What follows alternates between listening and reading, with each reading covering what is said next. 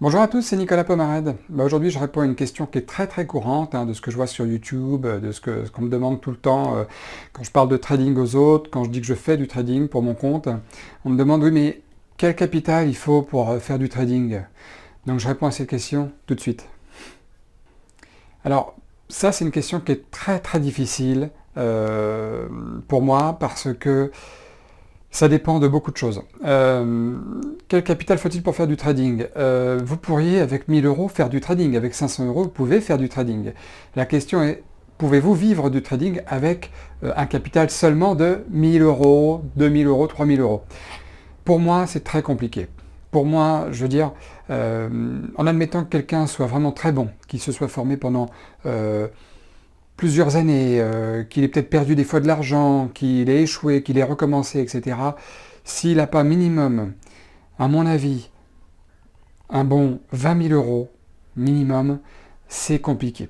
10 000 euros, franchement, à condition qu'il prenne à chaque fois 1 ou 2% de risque de son capital, c'est-à-dire qu'il risque 100 ou 200 euros par trade, et à condition qu'il ait un très bon taux de probabilité de succès, pour gagner peut-être 2000 euros à la fin du mois, ce qui fait quand même 20% par mois sur un capital de 10 000. Sachant après qu'il y a les impôts, admettons qu'il fasse ça aussi tous les mois, ça fait 24 000. On enlève les impôts, grosso modo 30%. Et oui, on n'est pas salarié, on fait du trading, donc là 30% c'est sur les impôts sur la plus-value boursière, tout simplement. Je vous rassure aussi, si vous gagnez 500 000 euros en trading, avec la loi Macron, là, vous paierez que 30% grosso modo aussi d'impôts, pas plus. Donc ça c'est quand même, il y a du pour, il y a du contre là-dessus, etc. Bon voilà. Mais faire 20% tous les mois, c'est pas impossible, mais c'est extrêmement difficile. Moi-même, je ne les fais pas. C'est d'ailleurs très rare que j'arrive à faire 10% sur un mois d'affilée. Je ne suis pas à ces niveaux-là, je fais quelques pourcents par mois, ce qui amène à plusieurs pourcents après sur l'année, à plusieurs dizaines de pourcents sur l'année, ce qui est déjà très bien. Donc cette question elle est très délicate. Pour moi franchement, avec des bases solides, une bonne formation, plusieurs mois de démo, voilà, et en commençant petit et en sachant que si c'est pour vous la première fois que vous allez faire du trading en réel, vous allez galérer au moins en trading réel, au moins pendant un an. Voilà, c'est vraiment tout ça. C'est-à-dire galérer, c'est-à-dire ne pas faire de chiffres, voire même perdre un petit peu de ses sous. Si vous passez de 20 000 à 16 000, c'est pas du tout étonnant. La première année, c'est pas du tout étonnant, et d'ailleurs c'est pas du tout grave, parce que vous n'auriez pas cramé tout votre compte, mais c'est très difficile. 20 000 euros, pour moi, c'est quand même un vrai capital minimum pour commencer le trading. Quel que soit le marché d'ailleurs. C'est pas parce que tel ou tel marché vous propose des effets de levier que forcément vous allez faire des bons trades. Donc ça, enlevez-vous tout de suite ça de la tête. C'est pas parce que vous avez 3000 euros et que, par exemple, vous n'avez pas d'effet de levier sur un compte au comptant, sur les actions US, par exemple, comme moi je fais, que vous allez forcément réussir parce que vous faites du forex ou vous traitez les indices, etc. Ça n'a rien à voir. L'effet de levier que les courtiers proposent, c'est juste pour vous permettre de potentiellement gagner plus, mais aussi potentiellement gagner beaucoup plus vite votre capital de 3 000, 5 000, 10 000 euros que vous auriez au départ. Voilà.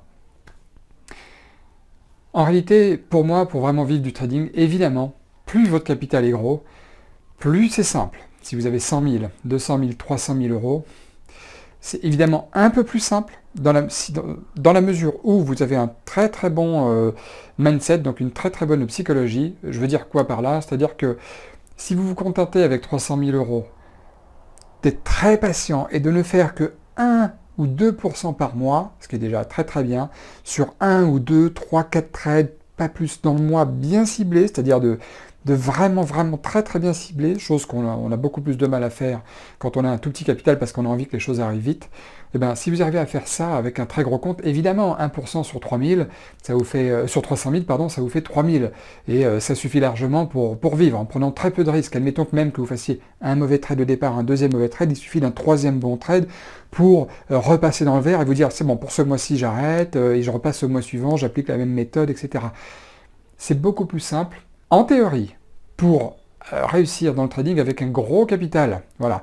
A contrario, ceux qui ont un gros capital de trading et qui n'y connaissent rien non plus, hein, ça arrive, hein, beaucoup de faillites, beaucoup de gens qui ont confié l'argent à des soi-disant gérants de fonds, par exemple en 2008, à un certain Bernard quelque chose, voilà, qui étaient pourtant des gens très avisés, etc. Ils ont perdu des millions et des millions dedans, parce qu'ils n'y connaissaient rien du tout au marché financier.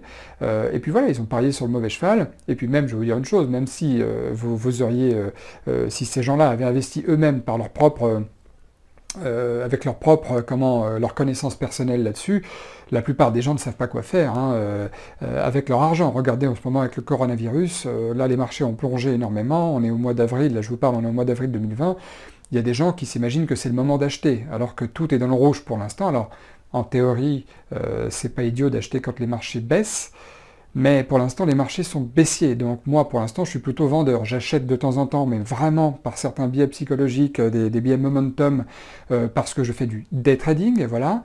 Mais pour vous dire, quoi, je veux dire, il y a des gens qui achètent parce que ça baisse à mort, alors qu'en fait, il faut pas acheter pendant que ça baisse, faut vendre. Jusqu'à où ça va baisser? Qu'est-ce qu'on en sait? On n'en sait rien. Donc il y a énormément de gens, même des gens très avisés, ou qui sont censés être avisés, qui ont un peu de jugeote, qui perdent leur argent, et leur gros argent parfois, dans les marchés financiers. Donc, voilà.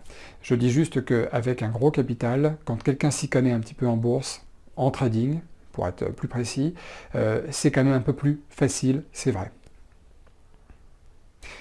Bon écoutez, en tout cas j'espère que vous avez aimé la vidéo. Si vous avez quand même des questions, si j'ai été flou ou quoi que ce soit, n'hésitez pas à laisser un commentaire.